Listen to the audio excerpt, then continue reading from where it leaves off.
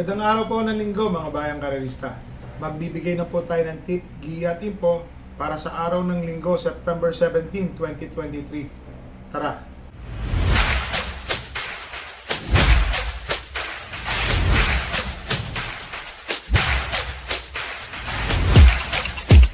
So mga bayang karerista, meron pong 8 runners para sa araw po ng linggo. So ang race number 1 po, 1,400 meters. Ang start time pala ng karera ay 2 p.m. po. So mga bayang karerista, remind ko lang po kayo yung sa Fastbet po. Baka hindi pa rin ho nagagawa. So agahan po natin pananaya. Sa mga OTBs po, doon na lang po tayo magsitaya mga bayang karerista. So dito po sa race number 1, ang first choice ko po, entry number 1, Don Julio. Para sa akin po, one for the day na yan. Kaya lang kailangan po natin magbigay ng panigundo. So nakita ko po pwede po sigurong magbigay ng pressure sa kanya entry number 4 na si Main Event. Alam naman natin si Main Event, may katuli ng kabayo ito, matuling din po si Don Julio. Pero para sa akin po, horse to beat po si Don Julio. So dito po sa race number 1, first choice po, entry number 1, Don Julio. Second choice po, entry number 3, Main Event. Dito na po tayo sa race number 2, 1,400 meter race, 9 entries po. May couple entry. Yung couple entry po na 1 and 1A, yan po ang ating first choice, si Red Soul and Baba Boom. Isang matuling, isang deremate. Tingin ko, lamang ko rin po itong dalawang kabayo na to. Ang second choice ko po dito na magbibigay ng laban, yung entry number 7 na si Lucky Leia. Ito po kasing si Lucky Leia, mga bayang karerista, consistent naman, parati naman ang dumarating, kundi segundo, tercero, nakakwarto, yun po, medyo in the money po siya. Baka sakali makatagpo po ng laban dito, maabala po yung Red Soul na nasa number 1, na nasa balya, at yung Bababong na nasa labas, baka sakali lang naman, may panalo po si Lucky Leia. So, ulitin ko lang po, dito po sa race number 2, first choice po, entry number 1, Red Soul, and 1A, Bababong. Second choice, number 7, Lucky Leia. So dito na po tayo sa race number 3 mga bayang karerista. Para sa akin po one for the day na po ito kay Top Tiger. Solo ko po yan, Top Tiger. Kaya lang naglagay po ako ng pamorkas o panigundo. Yung Moon Island, yung entry number 6 yan po ang nilagay kong panigundo. So para sa akin po, alam niyo naman sa kanila may aksidente, may disgrasya, na abala. Alay nyo mangyari yun, bago open up po yung karera doon po sa entry number 6 na si Moon Island. So ulitin ko lang po, dito po sa race number 3, lamang para sa akin, first choice number 3, Top Tiger. Second choice, Pamorcas na entry number 6 na si Moon Island. Dito na po tayo bayang karerista sa race number 4, 1,000 meter race po. Tingin ko lamang na rin po ito si Sun Moon Lake, entry number 7, matuling kabayo po. Wag lang po ma-pressure ni Mustang Sally to. Alam niyo na, pag na-pressure po yan, mag-open up na naman po sa deremate. May nakikita po ako dito, yung entry number 1, panersera ko po yan, auspicious. Meron po siyang 1 minute doon po sa distansyang 1,000 meters. Alam niyo na, pag nagkapahirapan po sa unahan yung dalawa nito, Sun Moon Lake at saka yung Mustang Sally, maaari po mag-open up sa ibang deremate. Kagaya po nung entry number 1 na auspicious. So dito po sa race number 4, ang first choice ko po dito, entry number 7, Sun Moon Lake. Second choice po, entry number 6, Mustang Sally. Third choice po, entry number 1, auspicious. Dito na po tayo sa race number 5, mga bayang karerista. Dito medyo may mga kabayo po dito magagaling. Tago. So, para sa akin po, ang first choice ko pa rin ho dito, yung entry number 5, Electrify. Malalakas po kasi kinakalaban niya. Ngayon po, rating 17 na. Rating 17 na siya. Para sa akin po, maganda po ang bibigay na laban nito. Ang second choice ko po dito, entry number 6, maaasahan.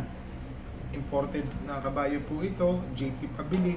Meron po itong tiyempo na 1.25, 1.26. Naglalaro lang po ng ganon. At ang third choice ko po ay matuling kabayo na tingin ko pagka ginustong iuna, mauuna, wala po makakahabol. Entry number 4 na si My Boy Lollipop. Ito pong si My Boy Lollipop, nakababa po ito ng ratings. Ngayon po rating 20 na siya. Dati po nasa 34 to 39 niya, nakababa na po dito. Tingin ko po malaki rin po ang panalo niya. Tapos meron po ako sinisilip dito. Pwede po kayo magdagdag, kagaya po ng entry number 1 na si Lucky Emma, pati po yung entry number 8 na si Magnolia Yana. Kaya lang matutuling kabayo yan.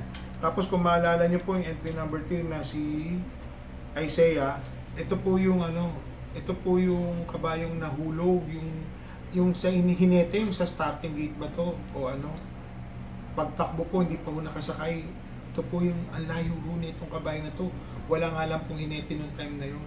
So di ho natin mapagbasihan kung magaling po yung talagang kabayo, kasi pagka less po yung jockey, sabihin natin 54 kilograms ang dala, kahit yung kabayo naman, pag wala pong hinete sa ibabaw, magaling tumakbo. Pero sa tingin po ng trainer ko, may buti po yan. Magandang dihado po yan si Isaiah. Pero ang tip po natin dito, sa race number 5, Pampremera, entry number 5, Electrify. Second choice, number 6, Maaasahan. Third choice po, entry number 4, My Boy Lollipop. Dagdag po tayo dito mga bayang karista. Mahirap po itong race number 5 na to. Dito na po tayo sa race number 6 mga bayang karista. 8 runners po, 1,400 meters. First choice ko po, dihado rin po. Entry number 4, Bada Bing. Ganun po talaga tayo Kung ano po yung tingin natin na may panalo, malaki panalo, yung po ang nagiging pampremera natin. So, depende na lang po sa mga connection po yan, mga bayang karista. Kaya, ngayon pa lang sasabihin ko na sa inyo, pasensya na po kayo, pero desisyon nyo po yan pagdating sa kayaan. Ang second choice ko po dito, yung galing po sa segundo nung nakaraan, Bad Boy MJ.